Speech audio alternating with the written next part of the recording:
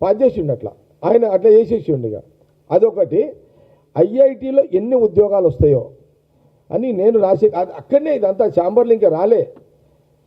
అయితే అప్పటికే రాజశేఖర రెడ్డి గారు ఇది ఐఐటీ ఏటో పోతున్నదని తెలియగానే బయట ఎవరు సబితా ఇంద్రారెడ్డి, దానం నాగేందర్, మన ఎవరు ముఖేష్ అన్న, ఇంకా హైదరాబాద్ చాలామంది లీడర్స్ ఉంటారు కదా, వీళ్ళందరూ అక్కడ ఛాంబర్ అవతలో ఎట్లయినా మహేశ్వరం తీసుకోవాలని వాళ్ళు ట్రై చేస్తున్నారు,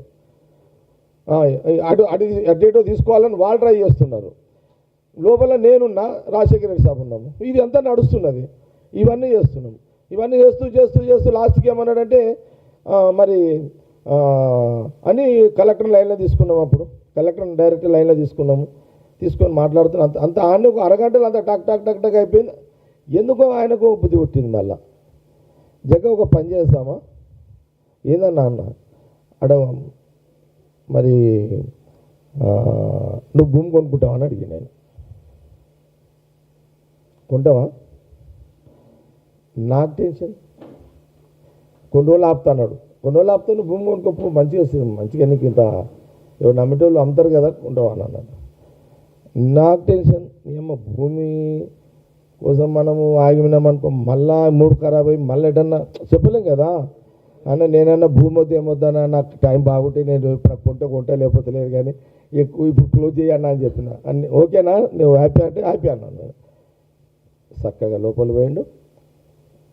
కంది, సంగారెడ్డి, ఐఐటి, ఇంకా హైదరాబాద్ లేదు అప్పుడు. ఇంకా సంగారెడ్డి కందిలో సంగారెడ్డిలో ఐఐటి అని ఫలానా కంది గ్రామ పంచాయతీలో 500 నుంచి 600 ఎకరాలు అక్కడ ఐఐటి అక్కడ సంగారెడ్డికి ఇస్తున్నారని చెప్పి రాజశేఖర రెడ్డి గారు డిక్లేర్ చేశారు.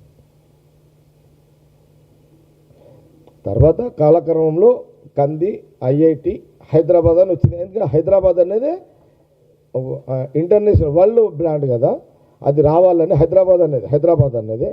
అప్పుడు మళ్ళీ నన్ను తర్వాత రాజశేఖర రెడ్డి సాబ్ అన్నాడు, జగన్ నీ దగ్గరనే ఉంది కదా హైదరాబాద్, మనకు బ్రాండ్ కదా హైదరాబాదు, అది వరల్డ్ లెవెల్లో, ఎందుకంటే ఇది ఎంత ఇంటర్నేషనల్ కదా, మనం ఐఐటి అనేది చాలా ఇది వస్తుంది దీనికి, కాబట్టి అంటే పర్లేదన్న, ఏముంది ఆడైతే ఏముంది, పేరు హైదరాబాదే కదా, ఏముందని కంది, ఐఐటి, హైదరాబాద్. ఇది జరిగింది యాక్చువల్గా. వీళ్ళకు కేసీఆర్ కూతురికి అది వాళ్ళకి అవగాహన లేదు, వాళ్ళకి ఆలోచన లేదు. ఇక వాళ్ళు ఎందుకేం మీడియాలో మాట్లాడుతారో తెలియదు. మరి అంతా ఏం తెలుసుకోకుండా మాట్లాడాల్సిన ఈ అవసరాలు ఏంటిదో నాకు అర్థం కాలేదు. అంటే ప్రాబ్లం కూడా ఏంటంటే ఆమెకు అప్పుడు ఇంకా రాజకీయాలు వీళ్ళు కూడా తెలివే కదా, అప్పుడు ఏం తెలుసు వాళ్ళకు. ఆయన కష్టపడ్డాడు. ఆయన ఇప్పుడు కేసీఆర్ గారు కాంగ్రెస్లో ప్రయాణం చేసిండు, ఇది నిజము. కాంగ్రెస్లో కేసీఆర్ గారు యూత్ కాంగ్రెస్ నాయకుడు ఇక్కడ ఉండే అంచెలంచెలో రాజకీయ పరిణామాల కారణంలో ఆయన అప్పుడు ఎన్టీ రామారావు గారు టీడీపీ రావడం, అక్కడ ఆయన పోయిండు, కాంగ్రెస్ నుంచి టీడీపీలో పోయిండు. తర్వాత చంద్రబాబు నాయుడు గారి నాయకత్వంలో మినిస్టర్గా పనిచేసిండు. సరే, కొన్ని రాజకీయ కారణం వల్ల టీఆర్ఎస్ పార్టీ పెట్టుకోండు. అల్టిమేట్ ఇవన్నీ ఈ సముద్రంలో నుంచి పోయిన ఉపనదులే ఇవన్నీ. ఏది కాంగ్రెస్ సముద్రంలో నుంచి పోయిన ఉపనదులే ఇవన్నీ. కాంగ్రెస్ చాలా సందర్భాలు చేసిన కాంగ్రెస్ పార్టీ అనేది ఒక సముద్రము. ఇందులో నుంచే నదులుగా కొన్ని కాలువలు అయిపోతాయి అన్నమాట. కాలువలు పోయి నదులు అయిపోతాయి. కాలువలు పోయి సముద్రంలో వచ్చే కొన్ని బిందువు నీళ్లు అట్లా పారుకుంటూ కాలువలు పోయి నదులు అయిపోయినాయి అవి.